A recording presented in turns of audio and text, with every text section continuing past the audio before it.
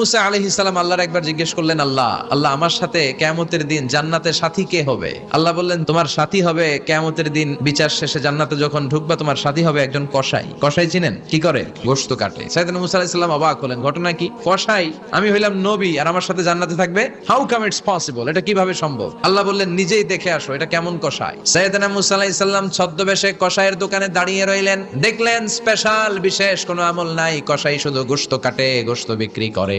দিন শেষে দোকান বন্ধ করে প্যাকেটের ভেতরে গোশত নিয়ে বাড়িতে রওনা হয়েছে। বাড়ির ভেতরে ঢুকে যাওয়ার পর সাইয়েদনা মুসা আলাইহিস সালাম ঘরের দরজার কড়া নাড়লেন। কসাই বলে, মান আনতা, তুমি কে? মুসা আলাইহিস সালাম বললেন, আনা মুসাফির, আমি মুসাফির, থাকার জায়গা নেই, আপনি যদি থাকার জায়গা দেন আপনার বাড়িতে থাকবো। কসাই বলে, আসেন। সাইয়েদনা মুসা আলাইহিস সালাম ঢুকলেন। কসাই বলে, এই ঘরে একটু থাকেন, ওই ঘরে আমার একটু কাজ আছে। মুসা আলাইহিস সালাম বললেন, যান, কাজ সেরে আসেন। মুসা আলাইহিস সালাম খেয়াল করলেন ওই ঘরে মাচার উপর থেকে বয়োবৃদ্ধ এক নারীকে তিনি নামিয়ে গোসল করালেন, টাওয়াল দিয়ে গা মুছিয়ে